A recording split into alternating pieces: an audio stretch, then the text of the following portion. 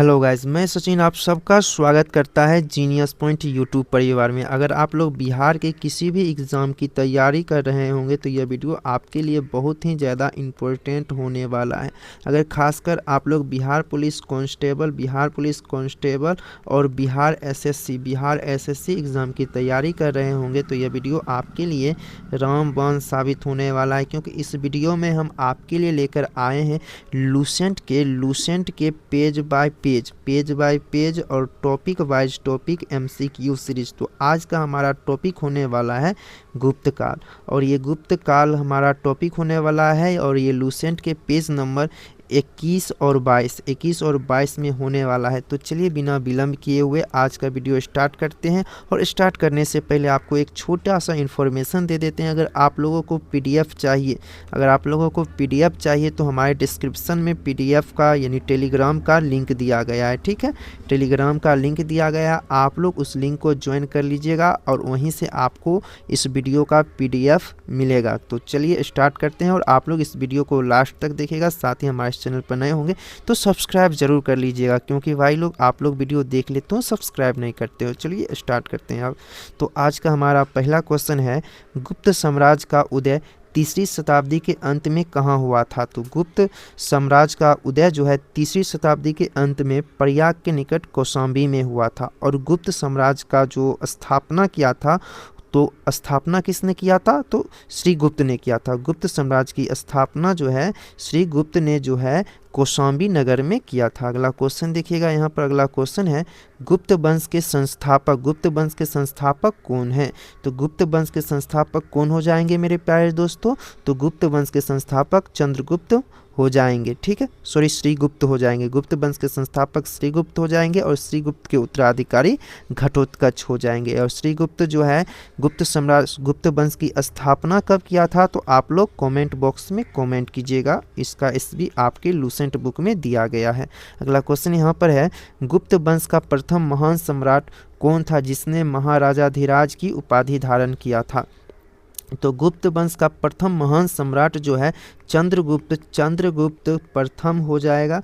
चंद्रगुप्त प्रथम हो जाएंगे। इन्होंने ही महाराजाधिराज की उपाधि धारण किया और इसका आंसर हो जाएगा, इस क्वेश्चन का आंसर होगा ऑप्शन नंबर सी, चंद्रगुप्त प्रथम। अगला क्वेश्चन देखिएगा, यहाँ पर अगला क्वेश्चन दिया गया है, गुप्त संवत की शुरुआत किसने किया? तो गुप्त संवत की शुरुआत मेरे प्यारे दोस्तों हो जाएगा चंद्रगुप्त प्रथम ने गुप्त संवत की शुरुआत किया था। ठीक है, अगला क्वेश्चन देखिएगा, यहाँ पर अगला क्वेश्चन दिया गया है, इतिहासकार भारत का नेपोलियन किसे कहते हैं? इतिहासकार भारत का नेपोलियन जो है समुद्रगुप्त को कहते हैं। और इन्होंने क्या किया? आर्यावर्त के 9 राज्य और दक्षिणावर्त के 12 राज्यों को विजित किया, जिस कारण इसे इतिहासकार जो है भारत का नेपोलियन समुद्रगुप्त को कहने लगे। ठीक है, अगला क्वेश्चन देखिएगा, यहाँ पर अगला क्वेश्चन दिया गया है, समुद्रगुप्त ने आर्यावर्त के कितने शासकों को पराजित किया? तो समुद्रगुप्त ने आर्यावर्त के 9 शासक और दक्षिणावर्त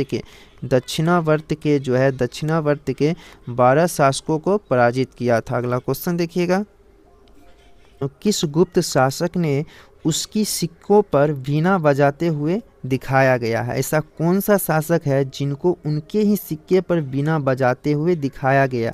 तो वो शासक हो जाएंगे समुद्रगुप्त। कौन होंगे मेरे प्यारे दोस्तों? समुद्रगुप्त। तो इससे ये पता चलता है कि जो समुद्रगुप्त है ये जो है अपने सिक्के पर वीणा बजाते हुए दिखे गए, और इसका अर्थ ये हुआ ये संगीत प्रेमी थे। क्या मेरे प्यारे दोस्तों? संगीत प्रेमी कौन से शासक हो जाएंगे? तो समुद्रगुप्त हो जाएंगे। ठीक है, अगला क्वेश्चन देखिएगा, अगला क्वेश्चन यहाँ पर दिया गया है, इलाहाबाद प्रशस्ति लेख की रचना किसने किया? इलाहाबाद प्रशस्ति कहे या फिर प्रयाग प्रशस्ति कहे? क्या मेरे प्यारे दोस्तों? प्रयाग प्रशस्ति कहे, इलाहाबाद प्रशस्ति कहे, दोनों लेख एक ही है। इसकी रचना जो है समुद्रगुप्त के राज्य कवि जो है हरिसेन ने प्रयाग प्रशस्ति लेख या फिर इलाहाबाद प्रशस्ति लेख की रचना किया, और इसका सही उत्तर हो जाएगा मेरे प्यारे दोस्तों ऑप्शन नंबर बी, हरिसेन। अगला क्वेश्चन देखिएगा, यहाँ पर है, श्रीलंका के राजा मेघवर्मन ने गया में बुद्ध का मंदिर बनवाने की अनुमति किससे मांगी? तो इसका सही उत्तर हो जाएगा समुद्रगुप्त से अनुमति मांगी। किसने? तो श्रीलंका के शासक मेघवर्मन ने बौद्ध मंदिर या बौद्ध महाविहार बनाने के लिए। अगला क्वेश्चन यहाँ पर है, परम भागवत की उपाधि धारण करने वाला प्रथम गुप्त शासक कौन था? तो परम भागवत की उपाधि धारण करने वाला प्रथम गुप्त शासक हो जाएगा समुद्रगुप्त। तो समुद्रगुप्त ने विक्रमंक की उपाधि भी धारण किया था, इसको भी आप लोग याद कर लीजिएगा। अगला क्वेश्चन यहाँ पर देखिएगा, चीनी यात्री फाहियान किसके शासनकाल में भारत आया था? तो चीनी यात्री फाहियान जो है भारत समुद्रगुप्त के शासनकाल में फाहियान भारत आया, ठीक है। और भारत आया और बौद्ध दर्शन के बारे में देखे, ठीक है, बौद्ध दर्शन का बखान किया आगे जाकर, ठीक है। अगला क्वेश्चन देखिएगा, अगला क्वेश्चन यहाँ पर है, शकों पर विजय के उपलक्ष्य में चांदी के सिक्के किसने चलाए थे? तो शकों पर विजय के उपलक्ष्य में चंद्रगुप्त द्वितीय जो है, शकों पर विजय के उपलक्ष्य में चंद्रगुप्त द्वितीय ने चांदी के सिक्के चलाए थे और इसने जो है विक्रमादित्य का उपाधि भी धारण किया। किसने? विक्रमादित्य का उपाधि जो है चंद्रगुप्त द्वितीय ने विक्रमादित्य का उपाधि धारण किया। और एक चीज़ यहाँ पर ये याद कर लीजिएगा, एक इन्फॉर्मेशन, हमारे प्राचीन भारत में कुल 14 शासक ऐसे हुए जो विक्रमादित्य का उपाधि धारण किया और इससे पहले शकों पर विजय प्राप्त करके उज्जैन के एक शासक 57 ईसा पूर्व में उज्जैन का एक शासक जिन्होंने शकों पर विजय प्राप्त किया और उसने भी विक्रमादित्य का उपाधि धारण किया, ठीक है। ये इन्फॉर्मेशन आपको पिछले वीडियो में दिया गया था, ये इन्फॉर्मेशन आपको पहले बताया गया था, ठीक है, याद कर लीजिएगा। अगला क्वेश्चन यहाँ पर है, विक्रमादित्य की उपाधि किस गुप्त शासक ने धारण किया? तो इसका सही उत्तर हो जाएगा चंद्रगुप्त द्वितीय ने विक्रमादित्य की उपाधि धारण किया। और इससे पहले हमारे प्राचीन भारत में टोटल हो जाएंगे मेरे प्यारे दोस्तों, हमारे प्राचीन भारत में 14 ऐसे शासक हो जाएंगे जिन्होंने विक्रमादित्य की उपाधि धारण किया। और इससे पहले 57 ईस्वी में उज्जैन के एक शासक ने भी विक्रमादित्य की उपाधि धारण किया शकों पर विजय प्राप्त के उपलक्ष्य में। अगला क्वेश्चन यहाँ पर है, चंद्रगुप्त द्वितीय के समय विद्या के प्रमुख केंद्र कौन थे? तो चंद्रगुप्त के समय जो है विद्या के 2 प्रमुख केंद्र थे। तो पहला तो पाटलिपुत्र हो गया और दूसरा उज्जैन हो गया, ठीक है मेरे प्यारे दोस्तों, उज्जैन। अगला क्वेश्चन देखिएगा, यहाँ पर दिया गया है, नवरत्न किस शासक के दरबार में निवास करते थे? तो नवरत्न जो है चंद्रगुप्त द्वितीय के शासनकाल में नवरत्न निवास करते थे, ठीक है। और इन्हीं के दरबार में कालिदास भी रहा करते थे और आर्यभट्ट भी, ठीक है। अगला क्वेश्चन यहाँ पर देखिएगा, कालिदास, धन्वंतरी और वारामहिर किनके दरबार के प्रसिद्ध विद्वान थे? तो इसका सही उत्तर हो जाएगा मेरे प्यारे दोस्तों चंद्रगुप्त द्वितीय के दरबार के प्रसिद्ध कवि कहे या विद्वान कहिए या विद्वान जो है कालिदास, धन्वंतरी और वारामहिर जो है चंद्रगुप्त द्वितीय के दरबारी कवि या विद्वान थे, ठीक है। अगला क्वेश्चन देखिएगा, यहाँ पर है, चंद्रगुप्त द्वितीय का संधि विग्रहिक सचिव कौन था जो शिव का उपासक था? तो चंद्रगुप्त द्वितीय के संधि विग्रहिक हो जाएंगे मेरे प्यारे दोस्तों वीरसेन जो है चंद्रगुप्त द्वितीय के संधि विग्रहिक सचिव थे और यही जो है शिव धर्म के उपासक भी वीरसेन ही थे। अगला क्वेश्चन यहाँ पर देखिएगा, अगला क्वेश्चन दिया गया है, नालंदा विश्वविद्यालय की स्थापना किसने किया? तो नालंदा विश्वविद्यालय की स्थापना जो है कुमारगुप्त ने किया था। कुमारगुप्त को जो है गोविंद गुप्त भी कहा जाता है। क्या मेरे प्यारे दोस्तों, गोविंद गुप्त भी कुमारगुप्त को कहा जाता है। अगला क्वेश्चन देखिएगा, यहाँ पर दिया गया है, गिरनार पर्वत पर स्थित सुदर्शन झील का पुनरुद्धार किसने करवाया था? तो गिरनार पर्वत पर स्थित सुदर्शन झील का पुनरुद्धार जो है स्कंदगुप्त ने करवाया था, ठीक है, स्कंदगुप्त ने। और एक और शक शासक कौन था जिसने सुदर्शन झील का पुनरुद्धार करवाया? आप लोग कमेंट बॉक्स में कमेंट कीजिएगा, जो आपको हम पिछले वीडियो में हम आपको बताए थे, ठीक है। अगला क्वेश्चन देखिएगा, यहाँ पर दिया गया है, हुनों का आक्रमण किस गुप्त शासन के काल में हुआ था? हुनों का आक्रमण का प्रारंभ किस गुप्त शासन के काल में हुआ था? तो इसका सही उत्तर हो जाएगा मेरे प्यारे दोस्तों स्कंदगुप्त के शासन काल में हुनों का आक्रमण प्रारंभ हुआ था। ये आप लोग याद कर लीजिएगा, ये क्वेश्चन एसएससी सीपीओ में पूछा गया क्वेश्चन है। अगला क्वेश्चन यहाँ पर देखिएगा, अंतिम गुप्त शासक कौन था?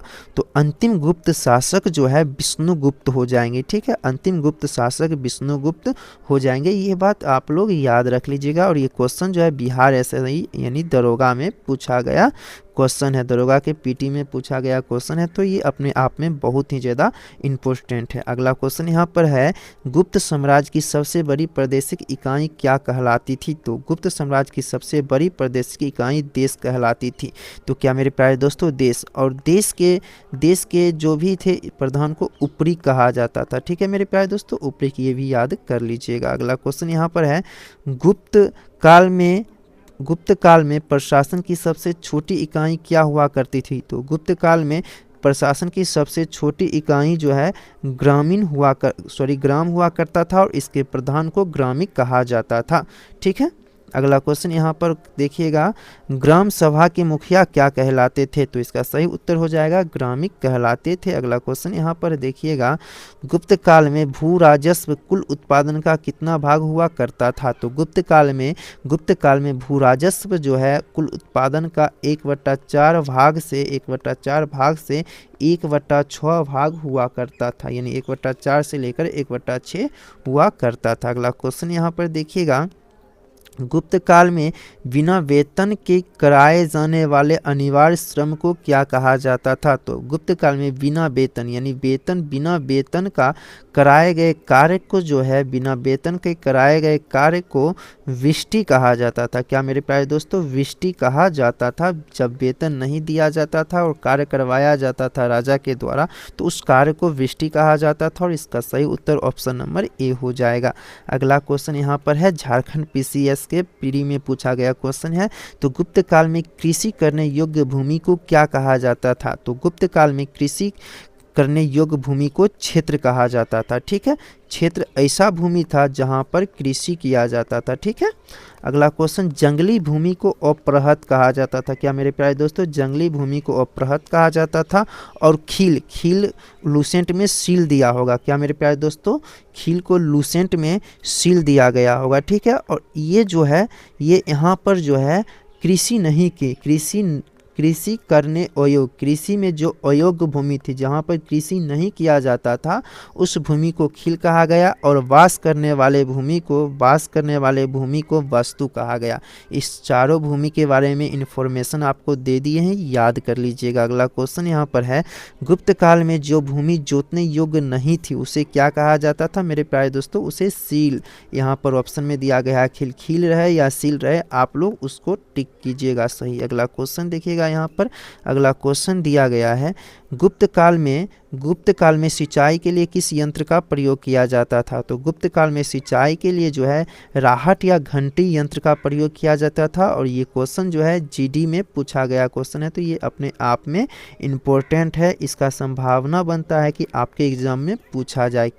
अगला क्वेश्चन देखिएगा, यहाँ पर है, गुप्त काल में सर्वाधिक महत्वपूर्ण व्यापारिक केंद्र कौन था? तो गुप्त काल में सर्वाधिक महत्वपूर्ण व्यापारिक केंद्र हो जाएगा मेरे प्यारे दोस्तों उज्जैन सर्वाधिक व्यापारिक केंद्र था। सबसे महत्वपूर्ण व्यापारिक केंद्र उज्जैन हुआ करता था। और आपसे पूछा जाए कि जो शिक्षा के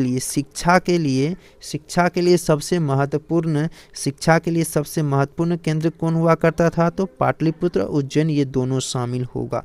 अगला क्वेश्चन देखिएगा, यहाँ पर अगला क्वेश्चन दिया गया है, अगला क्वेश्चन यहाँ पर है, गुप्त राजाओं की स्वर्ण मुद्राएं को अभिलेख में क्या कहा जाता था? तो गुप्त राजाओं के स्वर्ण मुद्राओं को अभिलेख में जो है दिनार कहा जाता था। क्या मेरे प्यारे दोस्तों, दिनार। और चांदी के सिक्के को रुपैका कहा जाता था। क्या मेरे प्यारे दोस्तों, रुपैका कहा जाता था चांदी के सिक्के को, और सोने के सिक्के को दिनार कहा जाता था। क्या मेरे प्यारे दोस्तों, दिनार, सोने के सिक्के को दिनार और चांदी के सिक्के को जो है रुपैका कहा जाता था। ये बात आप लोग याद कर लीजिएगा। और ये क्वेश्चन जो है यूपीएससी के प्री में पूछा गया क्वेश्चन था, तो ये अपने आप में इम्पोर्टेंट है मेरे प्यारे दोस्तों। अगला क्वेश्चन यहाँ पर देखिएगा, दशावतार मंदिर कहाँ स्थित है? तो दशावतार मंदिर जो है देवगढ़ में स्थित है, और ये कहाँ पड़ता है मेरे प्यारे दोस्तों? यूपी में पड़ता था। और इसे कब किसने बनाया था, किस काल में बनाया गया था? गुप्त काल में बनाया गया था। कौन से काल मेरे प्यारे दोस्तों?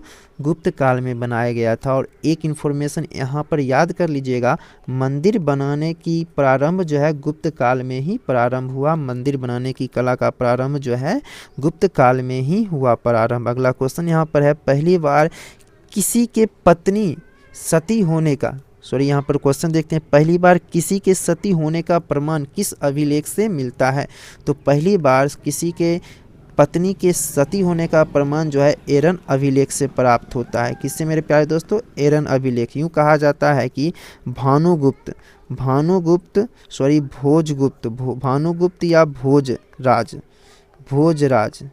यहाँ पर ये याद रखिएगा मेरे प्यारे दोस्तों, भोजराज के पत्नी जो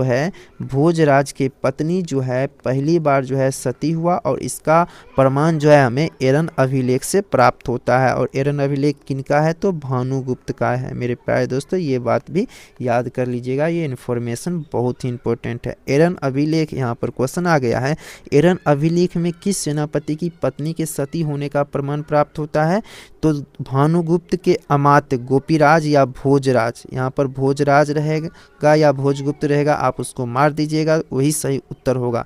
तो पहली बार भोजराज के पत्नी जो है सती हुआ था, और इसका प्रमाण हमें एरन अभिलेख से प्राप्त हुआ। और एरन अभिलेख किसका है? तो भानुगुप्त के एरन अभिलेख से हमें पहली बार सती होने का प्रमाण मिला। और सती कौन हुआ था? तो भोजराज की पत्नी हुआ था, ये याद कर लीजिएगा। अगला क्वेश्चन यहाँ पर दिया गया है,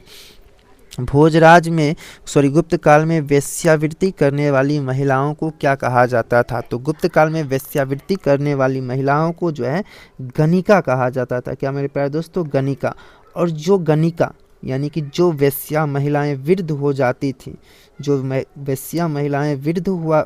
थी, उसको जो है कुट्टनी कहा जाता था। क्या मेरे प्यारे दोस्तों? कुट्टनी कहा जाता था जो वृद्ध। तो यहाँ पर कह सकते हैं कि वृद्ध वेश्या को, क्या मेरे प्यारे दोस्तों? वृद्ध वेश्या को कुट्टनी कहा जाता था। और जो वेश्या जवान होती थी, जो वेश्यावृत्ति को पेशा मान लेती थी या कहिए तो जवान होती थी, उसको जो है गणिका कहा गया था। अगला क्वेश्चन यहाँ पर देखिएगा, गुप्त सम्राट किस धर्म के अनुयायी थे?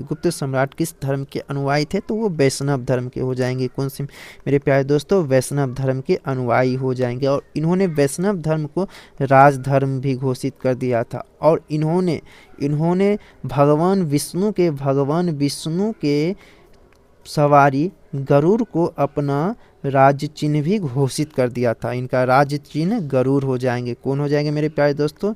इनका राज्य चिन्ह जो है गरुड़ हो जाएंगे। और यहाँ पर एक चीज़ ये भी याद कर लीजिएगा, तो इनका राजभाषा जो है, गुप्त सम्राट के राजभाषा संस्कृत हुआ करता था। राज्य चिन्ह जो है राजचिन्ह गरुड़, और संस्कृत जो है इनका राजभाषा हुआ करता था। अगला क्वेश्चन देखिएगा, यहाँ पर है, गुप्त का राज्य चिन्ह क्या था? गुप्तों का राज्य चिन्ह क्या था? तो मेरे प्यारे दोस्तों गरुड़ हो जाएंगे। गरुड़ भगवान श्री विष्णु के सवारी हुआ करता था। ठीक है, सवारी हुआ करता था गरुड़। ठीक है, इसको याद कर लीजिएगा। अगला क्वेश्चन यहाँ पर है, अजंता की गुफाएं किस धर्म से संबंधित है? तो अजंता की गुफाएं जो है बौद्ध धर्म से संबंधित है। कौन से मेरे प्यारे दोस्तों? बौद्ध धर्म से संबंधित है। और बौद्ध धर्म के कौन से शाखा?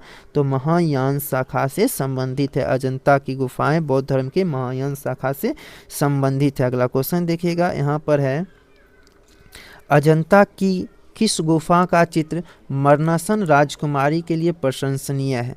तो मरणासन राजकुमारी के बारे में अजंता की गुफा संख्या 16 में बताया गया है। ठीक है, मरणासन राजकुमारी की प्रशंसनीय जो है वो गुफा संख्या 16 है। और गुफा संख्या 17 में क्या है मेरे प्यारे दोस्तों? गुफा संख्या 17 में जो है भगवान बुद्ध के जीवन, उसके बाद इनका महापरिनिर्वाण, निर्वाण, इन सभी की जानकारी जो है गुफा संख्या 17 से प्राप्त होता है। यहाँ पर क्वेश्चन दिया गया है, चित्रशाला अजंता की किस गुफा को कहा जाता है? तो चित्रशाला अजंता की गुफा संख्या 17 को कहा जाता है। इसमें भगवान बुद्ध के जीवन के बारे में बताया गया है, भगवान बुद्ध के जन्म के बारे में बताया गया है, महापरिनिर्वाण के बारे में बताया गया है। मेरे प्यारे दोस्तों, महापरिनिर्वाण के बारे में बताया गया। उसके बाद जो है इसमें एक और चीज़ ये बताया गया है कि महाधर्म चक्र परिवर्तन, यानी कि बौद्ध धर्म में भगवान बुद्ध से संबंधित सभी घटनाओं का वर्णन गुफा संख्या 17 में किया गया है। अगला क्वेश्चन देखिएगा, यहाँ पर है, पंचतंत्र, पंचतंत्र संस्कृत की रचना किसने की जिसे संसार में सर्वाधिक प्रचलित ग्रंथ माना जाता है? तो पंचतंत्र की रचना जो है विष्णु शर्मा ने किया था और विष्णु शर्मा ने पंचतंत्र की रचना संस्कृत भाषा में किया और ये जो है 5 भागों में 5 पार्ट में विभक्त है पंचतंत्र। ठीक है, अगला क्वेश्चन देखिएगा यहाँ पर क्या दिया गया। अगला क्वेश्चन यहाँ पर दिया गया है, किसने बताया कि पृथ्वी अपनी धुरी पर घूमती है जिससे सूर्य ग्रहण एवं चंद्र ग्रहण होते हैं? तो ये बात जो है आर्यभट्ट ने बताया कि पृथ्वी अपने धुरी पर घूमती है और जिसके कारण जो है सूर्य ग्रहण और चंद्र ग्रहण लगते हैं। और इन्होंने जो है पुस्तक लिखे हैं आर्यभट्ट, कौन सा? आर्यभट्टियम नामक पुस्तक आर्यभट्ट ने लिखा। ये बात आप लोग याद कर लीजिएगा। अगला क्वेश्चन यहाँ पर दिया गया है, बृहत संहिता और पंच सिद्धांत किसने लिखा? तो बृहत संहिता और पंच सिद्धांत बारहमिहिर ने लिखा। ये इन्फॉर्मेशन ये आप लोग याद कर लीजिएगा क्योंकि ये बहुत ही ज़्यादा इम्पोर्टेंट है। ठीक है, और ये क्वेश्चन जो है यूपीपीएससी के प्री में पूछा गया क्वेश्चन है, तो ज़्यादा संभावना बनता है आपके एग्ज़ाम में भी पूछा जाए। तो आपके लिए हम लेकर आए हैं वो सभी क्वेश्चन जो प्रीवियस ईयर का है और ये किसी न किसी एग्ज़ाम में पूछा गया है। अगला क्वेश्चन यहाँ पर है, गुप्त राजाओं की शासकीय भाषा क्या हुआ करती थी? तो शासकीय भाषा जो है संस्कृत हुआ करती थी। गुप्त राजाओं की शासकीय भाषा संस्कृत हुआ करती थी, ये बात याद कर लीजिएगा आप। अगला क्वेश्चन यहाँ पर देखिएगा। अगला क्वेश्चन दिया गया है, मंदिर बनाने की कला का जन्म किस काल में हुआ? इस क्वेश्चन का भी उत्तर हम आपको पहले ही करवा चुके हैं कि मंदिर बनाने की कला का प्रारंभ जो है गुप्त काल में ही प्रारंभ हुआ और इसमें जो है कई सारे मंदिर बनाए गए जो आपके लूसेंट बुक में दिया गया है, उसको आप लोग याद कर लीजिएगा। अगला क्वेश्चन यहाँ पर है, गुप्त काल में चांदी के सिक्कों को क्या कहा जाता? तो आपको बता दिए हैं कि गुप्त काल में चांदी को सिक्कों को रुपए का कहा जाता था। आपको इस क्वेश्चन का हम उत्तर पहले बता दिए थे। और दिनार जो है, दिनार गुप्त काल में दिनार जो है सोने के सिक्के को, किसके सिक्के? सोने के सिक्के को दिनार और चांदी के सिक्के को जो है रुपए का कहा गया। ठीक है, अगला क्वेश्चन देखिएगा। अगला क्वेश्चन यहाँ पर दिया गया है, शूद्रक द्वारा लिखित प्रसिद्ध नाट्य ग्रंथ कौन सा है? शूद्रक मृच्छ कटितकम नामक पुस्तक लिखा और इसमें जो है एक वेश्या का प्रेम जो है निर्धन ब्राह्मण के साथ बताया गया है। और मृच्छ कटितकम का अर्थ होता है मिट्टी का खिलौना। ठीक है, इसका अर्थ यही होता था। और इसमें बताया किया गया है कि एक वेश्या क्या किया, एक निर्धन ब्राह्मण के साथ प्रेम प्रसंग को मृच्छ कटितकम नामक पुस्तक में बताया गया और ये अपने समय बहुत ही प्रसिद्ध पुस्तक रहा। ठीक है, और अभी भी प्रसिद्ध है। अगला क्वेश्चन देखिएगा, यहाँ पर दिया गया है, देवी चंद्रगुप्तम नाटक की रचना किसने किया? तो देवी चंद्रगुप्तम नाटक की रचना जो है विशाखा दत्त ने किया था। और इसमें क्या है, इसमें जो है रामगुप्त जो है अपनी पत्नी को शक राजा को सौंपने का निर्णय लिया, लेकिन जो है इसका भाई चंद्रगुप्त रानी का जगह ले लिया और शक राजा को मारकर गिरा लिया। और जो है ये क्या कहते हैं, चंद्रगुप्त ने रामगुप्त की पत्नी के साथ शादी कर लिया। इसी के बारे में देवी चंद्रगुप्तम में बताया गया है। अगला क्वेश्चन यहाँ पर है, सांस्कृतिक उपलब्धियों के कारण किस काल को भारतीय इतिहास का स्वर्ण युग कहा जाता है? तो सांस्कृतिक उपलब्धियों के कारण जो है गुप्त काल को भारतीय इतिहास का स्वर्ण युग कहा जाता है। कौन सा युग मेरे प्यारे दोस्तों? स्वर्ण युग कहा जाता है। ये क्वेश्चन बहुत ही ज़्यादा इंपॉर्टेंट है। ये क्वेश्चन जो एसएससी एमटीएस और बिहार के कई सारे एग्जाम में भी पूछा गया है, यहाँ पर मेंशन फिलहाल अभी नहीं किया गया। अगला क्वेश्चन यहाँ पर देखिएगा, नगरों का क्रमिक पतन किस काल की महत्वपूर्ण विशेषता है? तो नगरों का क्रमिक पतन जो है गुप्त काल की प्रमुख विशेषता है और इसका सही उत्तर ऑप्शन नंबर सी हो जाएगा। इसको आप लोग याद कर लीजिएगा। यहाँ तक अगर आप लोग वीडियो को देखे होंगे तो आप लोगों को बहुत धन्यवाद जो है आप लोगों को यहाँ तक वीडियो देखने के लिए। अगर आप लोग यहाँ तक देखें तो आप लोग हमारे इस चैनल को सब्सक्राइब जरूर कर लीजिएगा, अच्छा लगा हुआ होगा, और आप लोग अपने फ्रेंड के साथ इस वीडियो को ज़रूर शेयर कीजिएगा। चलिए इसी के साथ इस वीडियो को एंड करते हैं। जय हिंद।